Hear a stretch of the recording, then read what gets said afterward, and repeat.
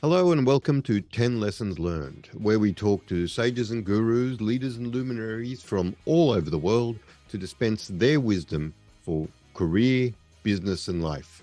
That's wisdom for your career, business and life. That way we make the world a little wiser, lesson by lesson. My name is Robert Hossary and I'm your host for this episode. Today's guest is Lee Eldridge. Lee works with athletes and business executives in elite environments, including professional rugby and football players, and for those of you in the US, soccer players, world-ranked tennis players and C-suite executives at multinational companies. He is the founder and performance director of Cognitive Athlete, a bespoke human performance coaching company on a mission to lead elite business executives towards obtaining and sustaining optimal results over the long term. You can find out more about Lee on his company page, cognitiveathlete.co.uk, or in the show notes on our website. Lee holds a Master of Science in Human Performance and a Bachelor of Science in Sports Science and Coaching. His life passion is coaching people to achieve their full leadership potential, and we're really happy to have you with us here today. Welcome, Lee. Thanks so much, Robert. Great to be here. Tell us a little bit about you and a little bit about the Cognitive Athlete. Okay, so professionally, a human performance coach, probably in the elite environment, you'd say around 15 years. Previously to that, some kind of different sports. A father, so based in North London. I've spent some time working in Switzerland and in Spain and moved back this July 2022, because we had our second child and we wanted a little bit more family support. So in an all-round terms, that's what's going on at the moment, basically. And Cognitive Athletes started its journey probably about 13 months ago. It had been in my head for a long time, and that came about from a conversation with a CEO when I was trying to talk to him about what we can bring across from working with professional athletes, where we're all about maximizing performance because we're trying to get as much out of that athlete because they've got such a short career, to when we look at with business, it's more about optimization because it's a long-term kind of endurance event, basically. So I basically then turned around and said, hey, look, you're a cognitive athlete, meaning that your brain, it is the performance indicator, and that's the one that we're trying to improve performance or sustain performance. But obviously now we know that we need to look at it like as a holistic point of view, i.e.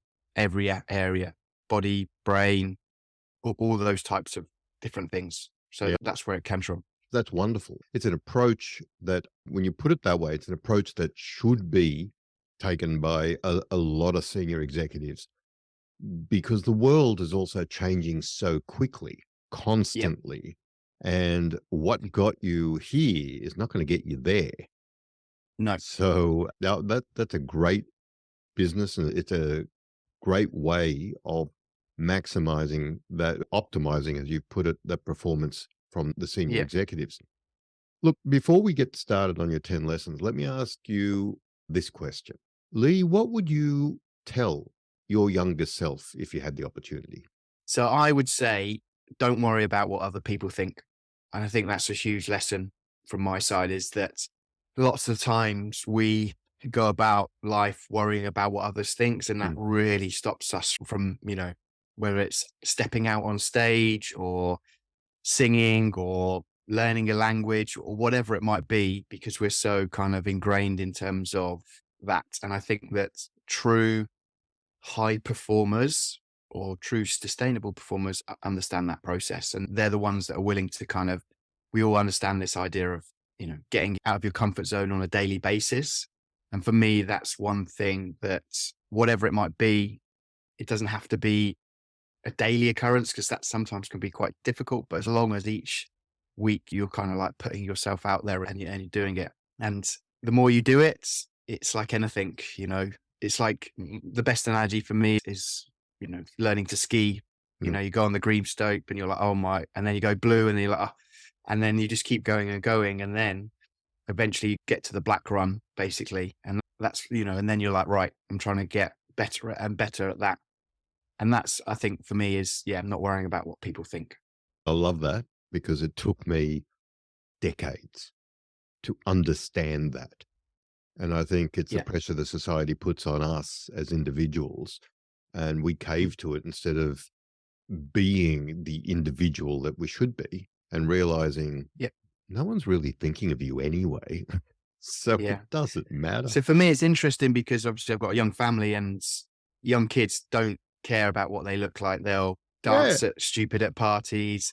And then we kind of go through this transition period of sometimes really worrying about what people think. And then we get to that age and we're just like, oh, we don't care. Yeah. And we just, whatever happens, people won't I remember us think anyway. that's a fantastic lesson. I love it. I love it. Well, all right, let's just jump into your 10 lessons. Let's start with lesson number 1. Understand what you're hiding. Explain that to us, Lee. Yeah. So this came about. I'd always kind of struggled through school academically and growing up. There was some tough moments in terms from teachers and also friends or peer groups. And then I kind of got to somehow university, and then a lecturer pulled me on side. He's like, I think you might be dyslexic. I think you better go get tested. So that started that whole process of kind of understanding how I learned. Then I kind of stepped out into the world in terms from a career point of view.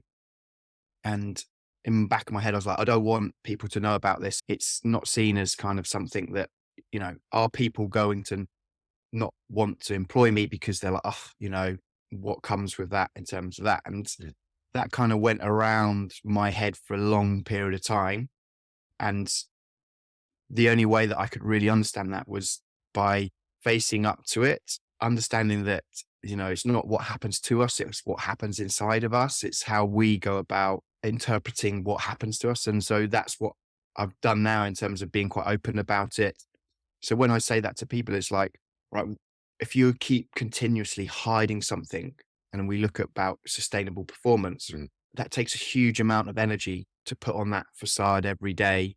And for me, it was worrying about emails being sent, taking ages on bits, and the comments that would come back if you made a mistake, you're lazy. Did you not check this? This is stupid. And you're just like, right. Whereas it's not an excuse, but I'm like, look, this is what's going on. This is what's happening. And I found that really freeing. And also what is really good is once you open up to that, there are so many more people that are going through similar situations that will be like, yeah, I understand, that makes sense to me. And that's a real big kind of like, right, I've got people to talk to and go through there. So that was it from my point of view from hiding. That is very important. I mean, the point you're making is incredibly important in many ways.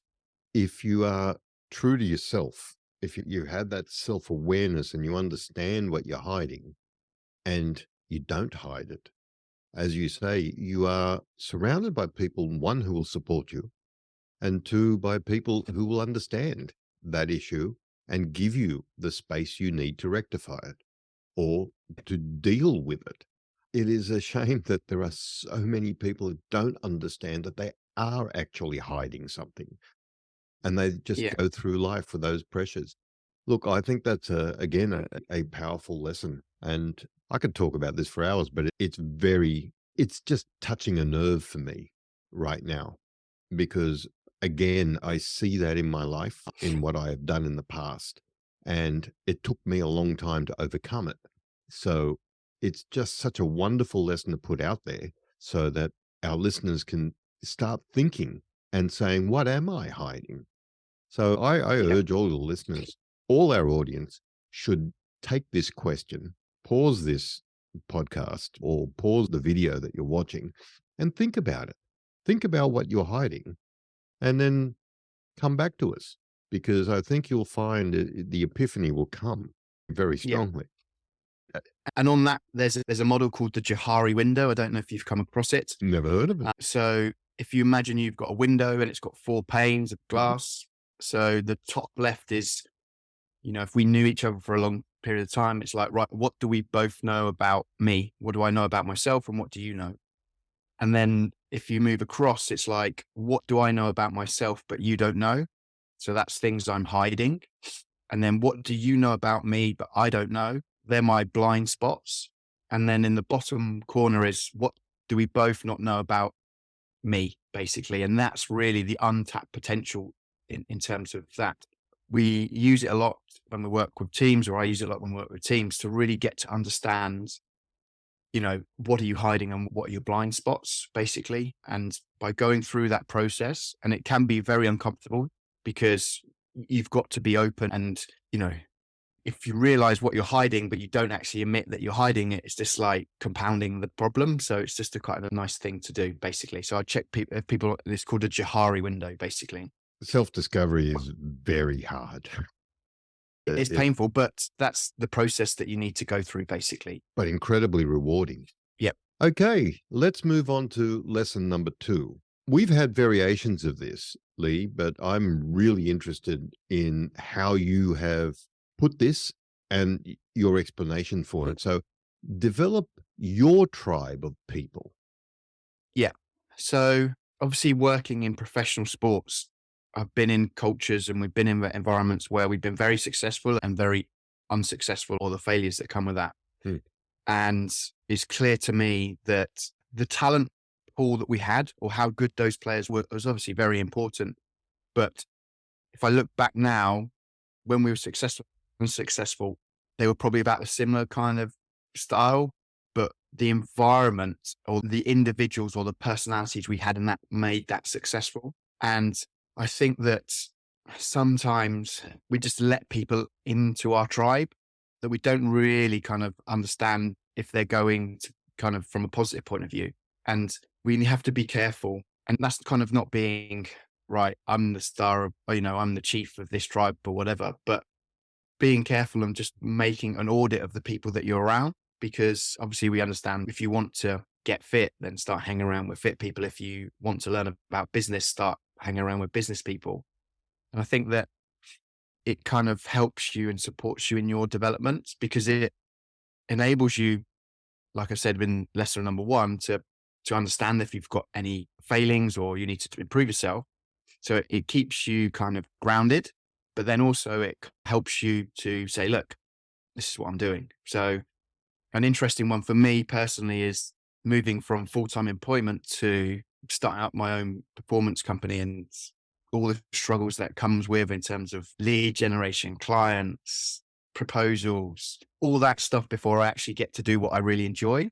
And, you kind of explain that to some of your friends who are in employment, and they're just like, sounds so much, it's so stressed, just go get a job. But then if you find a tribe of people who are doing exactly the same as you, or maybe just a little bit further, they're like, look, you're doing the right things. It'll come, patience, because consistency is king. And that's another thing, but it's just one of those things, basically. I love that, because what you're describing from a corporate sense is culture, but you've taken it even further than the corporate culture.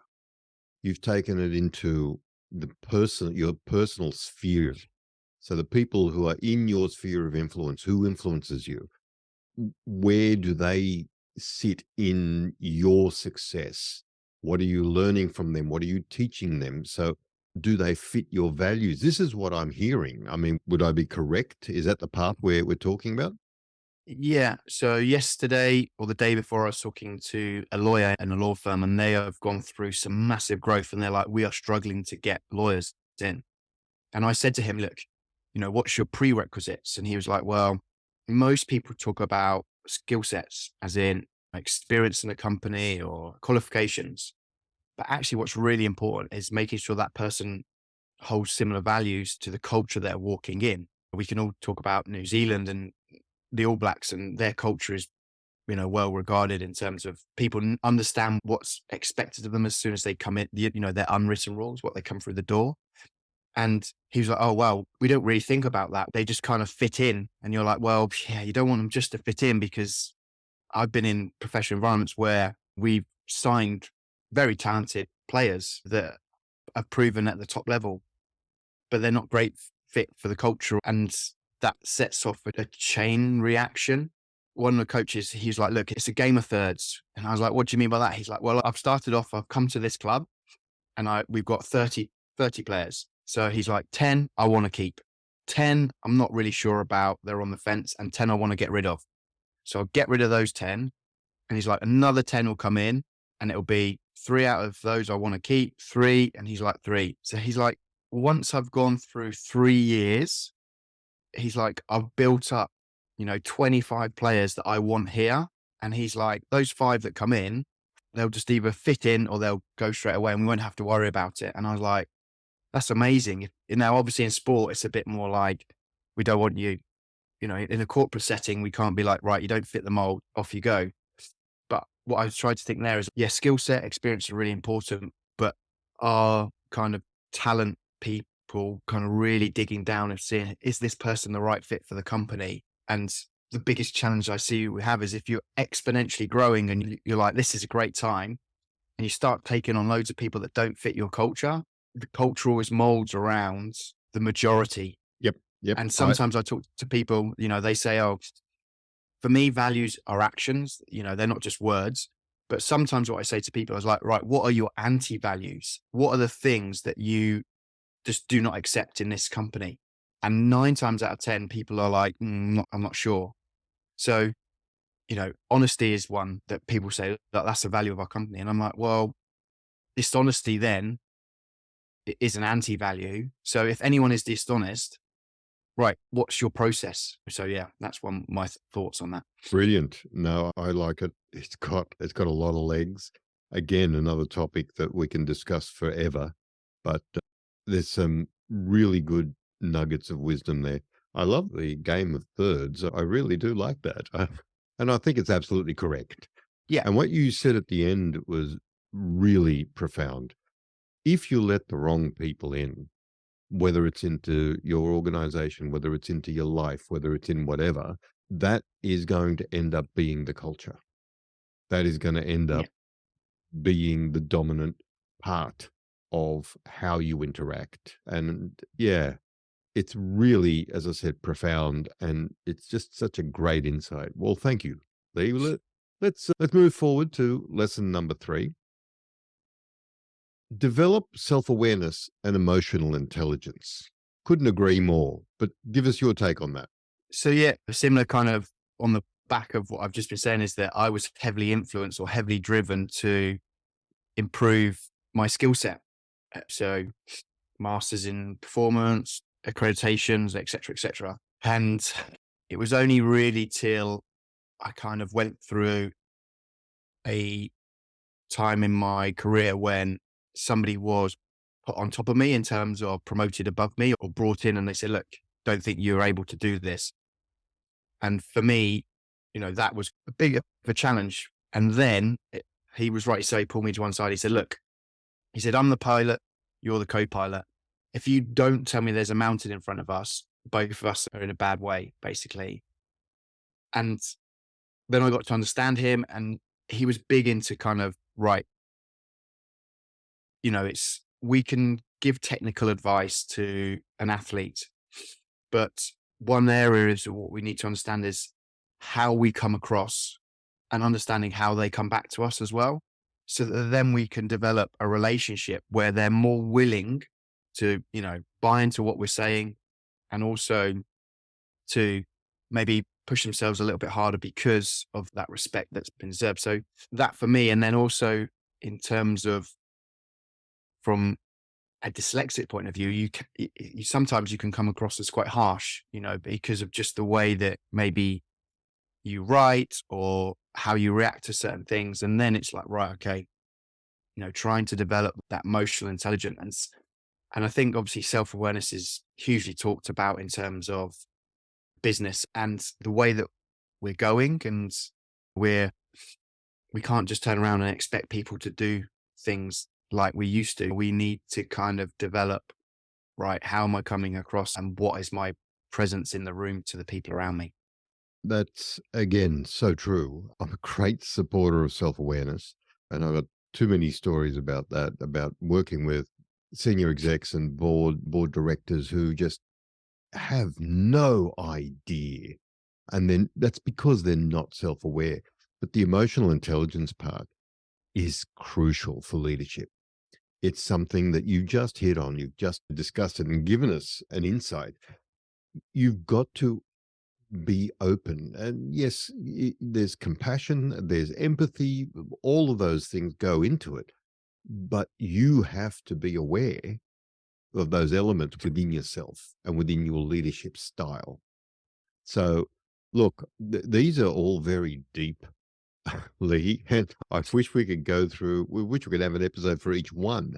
But that's the nature of 10 lessons learned, ladies and gentlemen. This is what we do. We give you nuggets, and it's up to you to then follow up and find out more. I'm sure that you can find out more, through Lee's website. Let's move on to lesson number 4. Now, this is something that we have talked about many times. I'll preface this before I give the lesson. A lot of people don't do this, Lee, and I don't understand why. Lesson number 4, understand your values. So I've been into many gyms and companies and performance where they have their values written on walls, and they're great and it looks great, and it looks great for photo opportunities or videos and I always say to companies, I was like, right, what actions does that mean? So, we want to have fun. Well, right. Okay. That's an interesting one. Well, what does fun mean to you? Because fun to one person might not be fun to another person.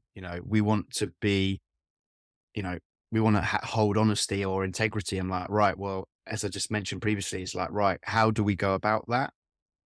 And then personally to yourself, and this is where I see the mismatch. And if there's a mismatch, then it creates massive energy and frustration. So one value for me is I want to be healthy for my kids, Good. so that I believe that it's not always about being on this planet for a long time. It's also being on this planet for a good time in terms of, from a movement point of view, being able to play with my grandchildren. And we understand the challenges that, people are living longer, but maybe not as healthy as they used to be in later life. Yeah. So that's my value.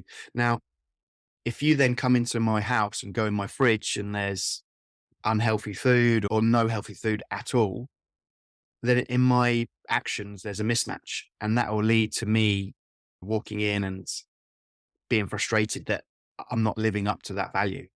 So lots of work that I do, especially in this area, is understanding that from the individual. And then those kind of actions, right? Well, we need to create habits.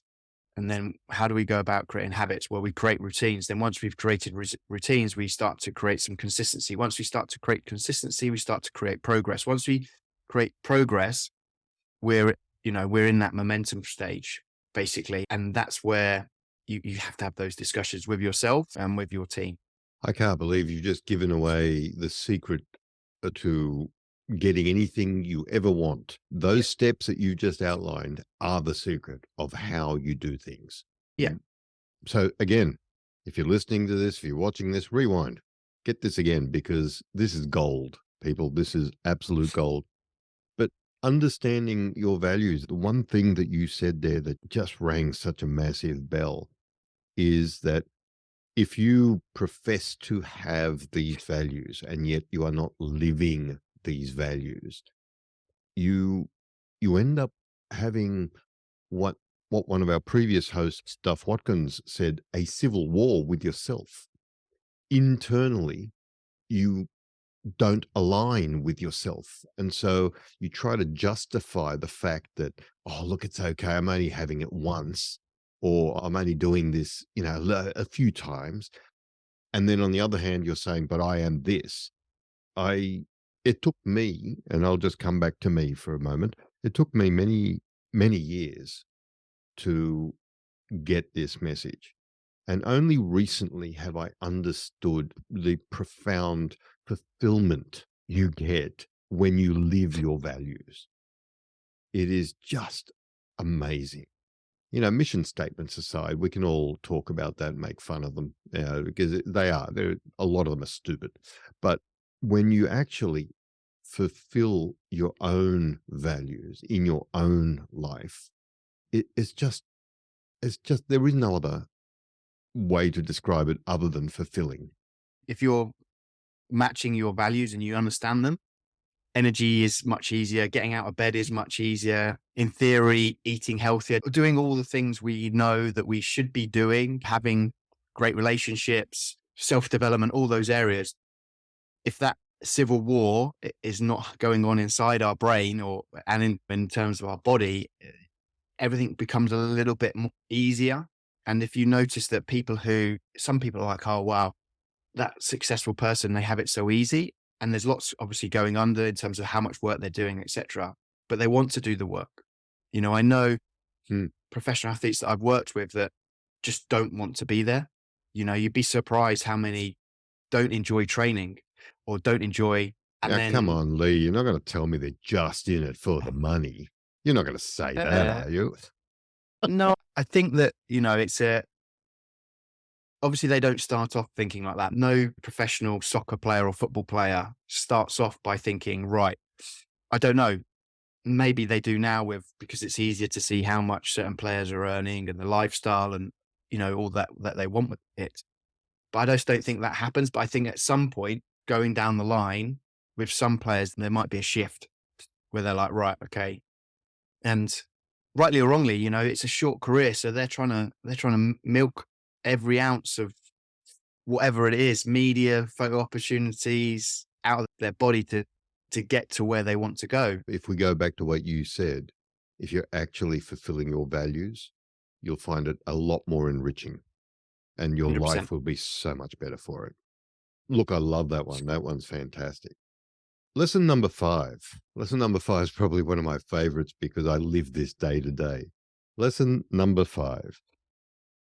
It shall pass. Tell me about it. So this came about probably not that long ago, but I was looking at on social media, it had Tom Hanks talking about it. And he was like, it shall pass. And to a guy that you would think is very successful, he talked about dark times when he wasn't successful or he wasn't being cast or things were going on. And then amazing kind of, in terms of awards, etc. And he was like, look, it's what happens to us, what happens to us. It's going to be a rocky road. There are going to be great times in business. And there are, as everyone's going through, lots of people are going through some dark times at the moment.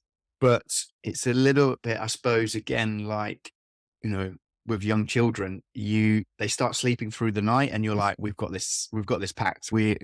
Happy days. And then 5 days later, you've got 2 weeks of hell, or they get a cold or they're sick or whatever it is. And you've kind of got to be, I think if you kind of go through this, and everyone talks about being present or that, but look, it keeps you grounded. And I'm not saying, when you're good times, don't enjoy them. I'm not saying don't do that. But if you're on that kind of up and down scenario where you've got good times and you're really happy, and then when the bad times come, you're not enjoying yourself, it's like, wow, okay, you're really, again, controlled by external factors. And we want to be, and a big area that I talk about, because people are talking about control, developing control. And I'm like, there's not much we can control. To a certain degree, we can't control our body. Unfortunately, some people get really sick that are healthy and have done all the right things. And likewise, from a mindset point of view. But for me, I'm like, right, what can Robert influence? What can you start to influence in your life? And what can you do from that point? So when you're going through bad times, have an understanding that it's not always going to be bad. And again, what can you start to influence? What can you do? And again, when you've got really good times, like, what can I influence? What can I do? So that was for me. It's incredibly powerful. It always has been powerful. It will pass. Good times will pass. Bad times will pass. If I can, we've published an episode with 2 psychiatrists, Dr. Dilip Jest and Dr. Samantha Boardman, and this was hosted by Duff Watkins. And there was, I'm going to paraphrase this, but Dilip was talking about a study that was done post-COVID, like just post-COVID, when we were still in the pandemic, but it wasn't that high death rate that we had. And the study was done on the population because the psychiatrists were concerned about older people not dealing with the social distancing, with the isolation, because younger people would have Zoom, they would have other ways of communicating. So, This was the thinking. The results were surprising. That the fact that the older people, about 15%, again, not really sure, but roughly around 15% of those that were surveyed were suffering some sort of anxiety or depression. For the younger people, I think up to 28 or so, it was like 75%. And when they dug into it, they found exactly what you're talking about. The older you were, the more you realized it's going to pass. So the anxiety wasn't there. And the It, younger people who'd never experienced it before, it was the end of the world. So it's a really important point you make, Lee. It really is. And it's backed up by a lot of research, a lot of science, and a lot of Buddhism as well. A lot of philosophy backs it up. and then from a studies point of view, there's some really good studies about the negative problems with delaying happiness. So what I mean is it'll be okay when, it'll be okay when we're out of the pandemic. It'll be okay when we're through this crisis. And I meet so many business founders, when we're turning over $1 million or pounds or whatever, it'll be okay or whatever it is. And you're just delaying happiness. And I'm laughing because I've been there. I'm laughing because I've been there and I know exactly what you're saying. So you'll go through maybe these 5-10 years of if, when, Yeah. and it probably leads on to the next kind of lesson. But you get there and you're like, oh, I've just wasted 10 years of unhappiness for this 1-2 moments of happiness. And you're like, you can't go through life like that. And talking to financial investors and advisors, it's quite interesting because from an economic point of view, we've had it pretty good for 10, 12 years.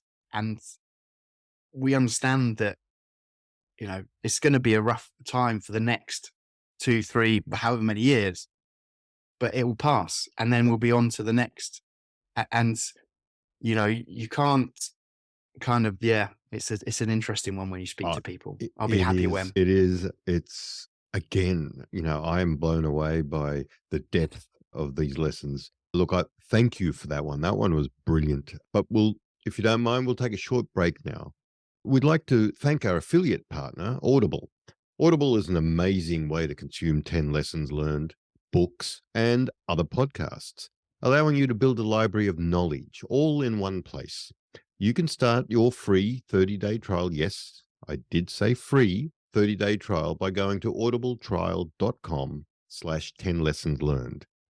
With Audible, you can find your favorite lessons while at home or on the go. Once again, that's audibletrial.com/10lessonslearned for a free 30-day trial. The link will be in the show notes.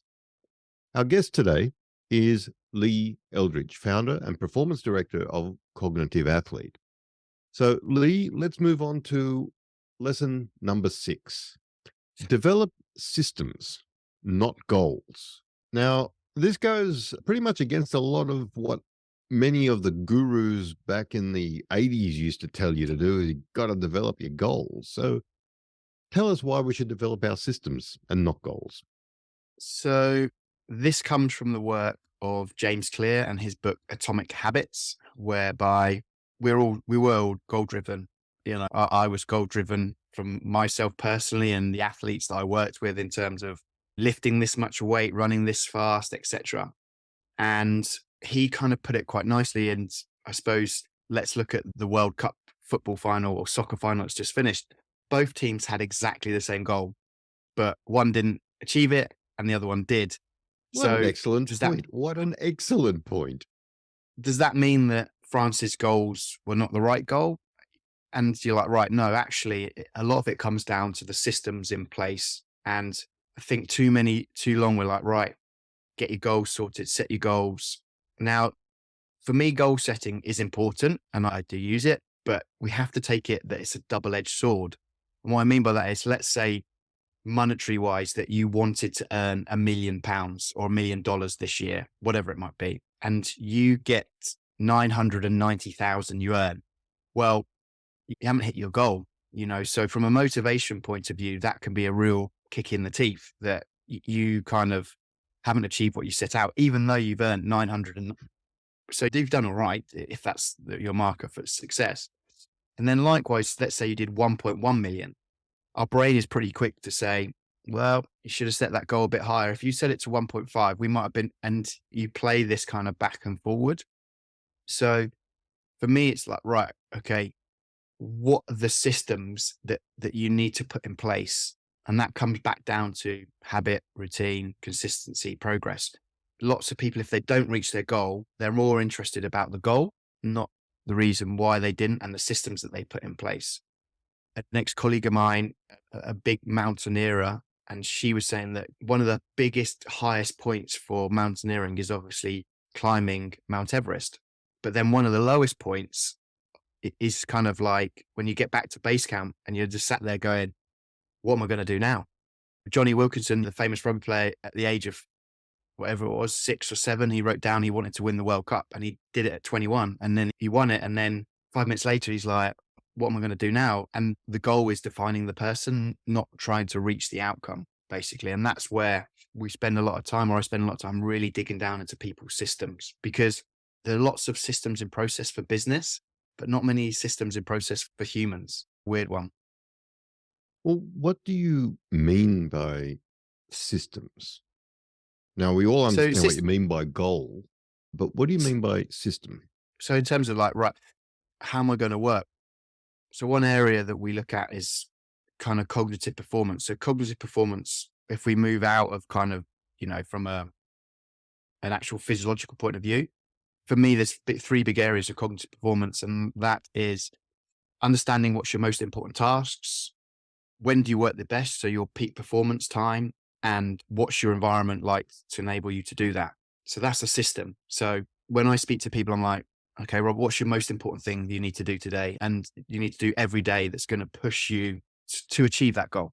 Most people don't get that. Most people wake up of a day, open their emails up, and then they're kind of reacting all the time to people. Emails are normally people's problems that you're having to solve. Then it's like, right, okay, some people work better in the morning, some people work better in the afternoons or the evenings. Understanding that, and then making sure that what you're trying to do is put your most important tasks into that time. And then lastly, that environment. We're so easily distracted, messages on our phones, emails, notifications. This is why I hate open plan offices to a certain degree, because you go there and you're in the flow state or the zone or whatever you want to call it. And then somebody will come across and they'll say, hey, how you doing? And that's broken it. So protect that environment, basically. Where do you work the best and what can you go and do? So lots of companies that go in, I'm like, right, we need to get kind of hubs of work so that you can get booths, so that if you really need to focus, you go and lock yourself away and you get it done. So that's a simple kind of system, basically, for cognitive performance. It makes a lot of sense. And the way I've translated that in my head is from a strategic point of view. You've got your strategic plan, your vision for an organization. Then you have your tactical plan, which is the execution. And within that, each element of your tactical plan has got an optimum time for it to be deployed and implemented. And I think that's what I heard when you were talking. Would I be on the right track thinking that way? Yeah. So At least in the right you, direction? yeah. So you're breaking everything down, because the biggest way, or the way that we improve, and James Clear talks a lot about this, is compound self-improvement. And that is basically trying to be a little bit better each day.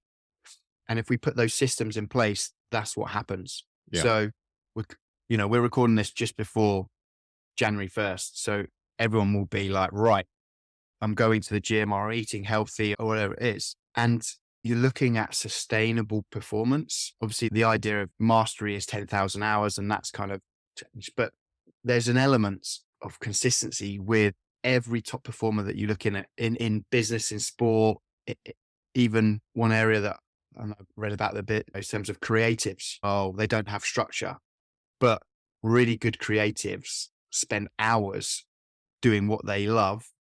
Painters they are talented, but they also practice a hell of a lot, and we don't allow that. So how can we develop the system to enable us to practice at the right time? May I just make this point, and you can correct me if I'm wrong, but developing systems, it's not a generic system. It's unique to the individual. It's what works Yeah, for you that you're talking about. Find a system that works for you that will enable you to achieve a goal that you set. correct. That's excellent. Look, I love that. This has been a very insightful and enlightening conversation. Let me move on to lesson number 7. Now, if you'll bear with me, lesson number 7 is part of a quote, and I want to read out the full quote. The quote is from Lao Tzu, who is I think, an ancient Chinese philosopher. Be careful what you think, for your thoughts become your words. Be careful what you say, for your words become your actions.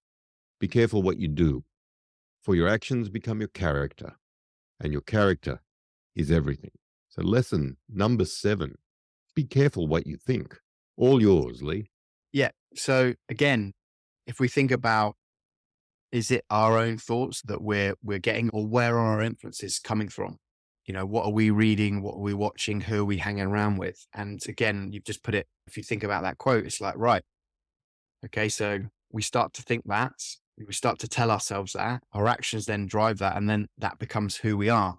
So we're a product, again, of our environment to a certain degree. And, we can look at the science of epigenetics and how our environment initiates a way that our genes are turned on and everything like that. And again, another great quote is, the comparison is a thief of joy. And we can be very easy to compare ourselves to others and to think about that. So I'm just going to stop just, you right there because you've just said something that I've never heard before, but I love instantly. Comparison is the thief of joy. yeah, Oh, I'm not sure who said it, but I use it loads because well, you in an said it now. industry, As far as we're concerned, that's from Lee yeah, Eldridge. That's fantastic. Sorry to interrupt, but it was just brilliant. it's so easy to compare yourself to others and think, oh, you're not good enough, and then you're like, right, okay. So if I start to think I'm not good enough, then what I say and my actions, just like that amazing quote, and you just think to yourself, right. And a big concern for me and people who have children growing up is like, where are their influences? So gone are the days where my parents could pull me on the side and say, look, I don't think you should be hanging out with that friend of yours because they're not good for you or whatever it is. We're just ingesting lots of influences in terms from sports stars, movie stars, et cetera, et cetera. So there are lots of people who are like, I don't watch the news anymore, or I don't do this, or I don't do that. And it's like, just be careful that what you think and understand where's that coming from. And it's great to have conversations with that people, especially in a coaching scenario, because it really challenges you to be understanding, right? Okay, what am I thinking here? Is it me? Is it you? And then like, in terms of all these lessons, it goes all the way back up to kind of the Johari window and like, what's hiding? And you're like, wow, okay. So that's the process of going through these lessons for me when I was going down that. Well, I was about to say that, but you beat me to it. But every one of your lessons so far is interlocked. Yeah, Everyone leads into the next one, and it takes you on this journey of, and I don't mean to sound wanky, but it takes you on this journey of enlightenment. Self-awareness seems to be the key to almost every one of these lessons. That I just love that. I love the be careful what you think, especially today in the echo chamber world we live in, that we're only listening to people who agree with us. It makes it difficult to then expand yourself. It makes it difficult to be aware of your own biases because you're not yeah. exploring that. Now, look, Lee, this has been wonderful. Again, I would love to continue about on more on all of these, but let's move on because we've got a few more to get through, and then one more question that I'd like to ask you. But lesson number 8: engagement is the key to sustainable performance. So lots of people are talking about being present. You got to be present. But for me, you've got to engage. And so a lot of my work is with what I'd call business dads. So I work with founders or senior leaders that are dads. And it's really difficult sometimes to engage with your kids because you're too busy thinking about something else. And a famous football player talked about how his performance really struggled because he couldn't engage. And we had this with a international rugby player, and his performance was just dipping. And we were like, what's going on there? His training wasn't great. And I'd built up a relationship with this individual. And then I was like, look, what's going on? And he's like, look, I'm about to go through a divorce. And that really hit me that, right, he was unable to engage in gym sessions, in training sessions, or during a game because he was thinking about something else. And we really struggle in this day and age to engage on one thing because we have distractions, because in our brains, we're right. What are we missing out on? The fear of missing out, and, this idea of like doing 100 different things basically. So what I try to do, especially with the people I work with, is like, right, let's get really good at engaging. Some people struggle to concentrate on one thing for 5 minutes, let alone, an hour and a half, whereas really that's the max that we can do. Let's practice that. And eventually you become better at it. And I think that's the way that people can only truly perform at their best. I agree. I see the value in what you're saying. Engagement is incredibly important. I would like to hear more about your business dads, but we'll get to that before we sign off, because I think that's also really interesting. No, engagement is being present and being in the present, not just observing, but interacting with what's happening now. Incredibly important and vital, as you say, vital for performance, vital for success, vital for you to achieve all of the things we've been talking about. Lesson number 9, probably again, one of my favorites, because society has drilled into us the opposite of this. But lesson number 9 is wonderful, and I really want to hear your take on it. Failure is an option. Yeah, I think going back to the people I've worked with, fear of failure was a huge motivator and a huge driver of them, and to a certain point, quite unhealthy. And if I go back to that first question that you asked me, what would you go back and tell your younger self? Well, not worrying about what people think about me is, if I could remove that, then the fear of failure would go, and there's nothing wrong. I think everyone understands we learn way more about failing than we ever do about kind of being successful. But again, you've just touched on it. In society, we kind of say to the successful ones, well done, you've made it. Whereas I'm really interested to hear about people that failed, and you learn those lessons. Well, you have to fail to succeed.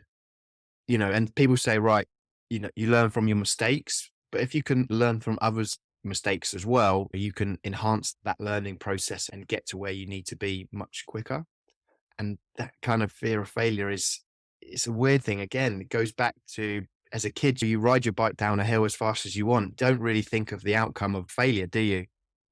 My youngest, my son is 10 months. He's standing up, falling down, and he doesn't care. He's just in it. He's just like, right. And somewhere along the line, we're like, oh, don't take that risk. Oh, don't fail. We could talk for ages about education systems and what's going and how can we push that out. And again, coming back to what do you think? We only see successful people. We only see successful people on social media. And it's quite stifling, and it pulls you back. It really is. And I think we don't appreciate the fact that they are successful because they failed. And then they got up, they learned from that failure and moved on to the next thing, and failed or succeeded and moved on. You can't succeed at everything all the time. So Correct. Failure is part of success. Failure is absolutely an option. And I'm right there with you. I'm in Camp Lee. You don't need to be afraid of it. It's something that happens. And go back a few more lessons. You fail, it'll pass. It all intertwined. I love it. people will push back and say, oh, well, special forces and people in the army, like obviously failure is for them is not great. There's big repercussions of that. And I agree with that. But I'm like, what they are doing is they are they are training themselves and failing and training themselves and failing. So when that moment comes, they don't fail. And I think to myself, if you don't think like that, then when's that moment going to come? And you want to be prepared for that moment to say, right, actually, I'm not going to fail because I've failed, 20,000 times, whatever it is. I just love this. I think it's brilliant. It's brilliant. All right, let's move on to lesson number 10. So, Lee, lesson number 10, define your own success. I think I understand what you mean by that, but I'll let you So explain further. kind of you go back all the things we've spoke about, and that's a huge area of kind of the work I do, is that what's driving your success? Is your success, again, something that you're looking up to someone else doing, or is it you inside of you? And for me, success comes from people when their visions, values, and purpose kind of meet, they're on point, they have good foundations in terms of being a human being, moving, walking, eating, sleeping, etc. And they also have an understanding of their significant others around them, and they're supporting them in times when they need to. And that for me is, it's like, wow, okay, how do we go about sitting down and saying, right, what does success look for me? And being brutally honest that when I get this success, is it what I want, basically? Because I've worked with lots of business people, and you've sat inside and they're earning big money and they're head of companies and they're not happy people. And that area of their life is a success, but the other areas, their health is lacking, their relationships with their family and their children is not great. They're struggling to have friends. It's not really their purpose. Then, and you're like, wow, okay. Before you go on this big, long journey, and this success can change because, as we know, life's a game of chapters that once you get married or you find a partner that you love or you get kids or whatever it is, that success changes, but just be aware of what you're driving for. Love it. I've got nothing to say. I've got plenty to say, but I'm not going to, because that was so articulate. All I will say, though, is to our audience, rewind the whole damn thing and listen to it all again, because what Lee has said, the lessons Lee has shared with us today, are so profound and deep. It'll probably take you a second listen to fully comprehend how important these are to you. So, Lee, let me ask you one final question before I then ask you to tell us about business dads. What have you unlearned? Unlearned. Something that you held to be true, a truism for Lee Eldridge. And as you've developed and matured, you've realized, well, not really the thing I should be doing or believing. That's a great question. We were always about gaining more knowledge and becoming more experienced. I think that is probably a big one, is that you can support people and yourself in so many different ways. And money is probably not up there in terms of the one that we need. So what I mean by that is, especially being a dad, it's you have to, be the breadwinner. And yeah, okay, there's a part of that, but there's also a huge area of like, right, you also need to be a dad. And I think that a great somebody I saw it the other day is like, I don't want to be a parent, I want to be a dad, or I want to be a mum. So that for me has been the big one for me, especially in the last kind of 5 or 6 years, that really have stepped back, basically. So shaking off what society expects you to do is something you've Yeah, unlearned. yeah, And that's yeah. no small feat, my friend. No small feat. Okay, so tell us about business dads. That sounds, is that what you call it? Yeah. It sounds absolutely fascinating. Tell us more. So basically, I've mentioned, I was in a professional sport. So new athletes would come, I'd be working in a performance company, new clients would come. And then I was like, right, okay, let's kind of step away and do your own thing. And then kind of probably in November, my daughter was just screaming at me, basically because it was a Saturday morning and it's daddy time and she wanted to play with me. And I think I was on LinkedIn or doing something. And I just thought to myself, this is not what I signed up to do. I wanted to kind of understand. And I was like, right, I'm trying to develop a business and drive it forward, but then I'm also trying to be a dad. And I was like, right, there must be other dads in the same situation. And so I was like, right. So what I went off and I interviewed business dads. So I'm up to just over 65 now. And what we would do in the sport, if I went into a new sport that I'd never worked into, we'd do a needs analysis. So we would go off and find all the research, we'd speak to coaches, we'd watch games.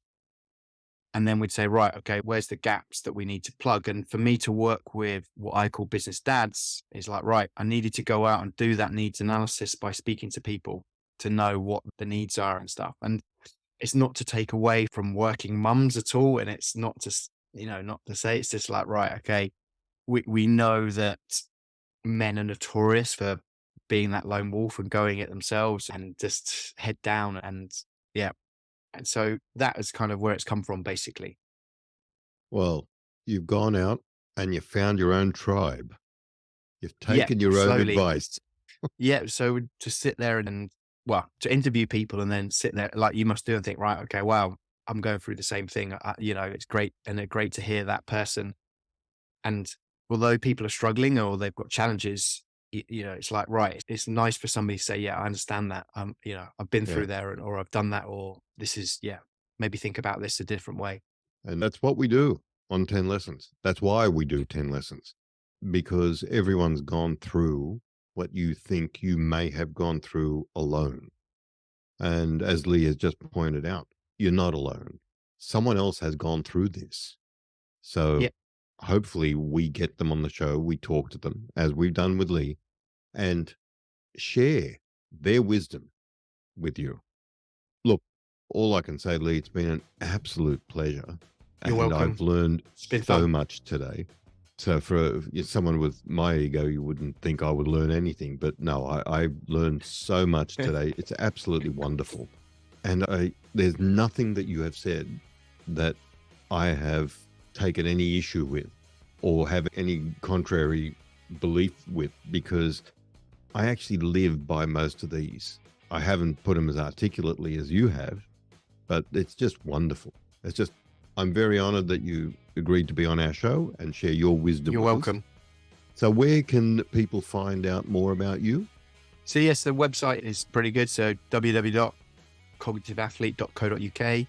From a social media point of view, LinkedIn is probably the best place to find me. And that's just my name and you can see me and search there. And then I'm always happy to chat with more business dads and to speak to people and to support. I think, there's a big area of performance that's needed at the moment.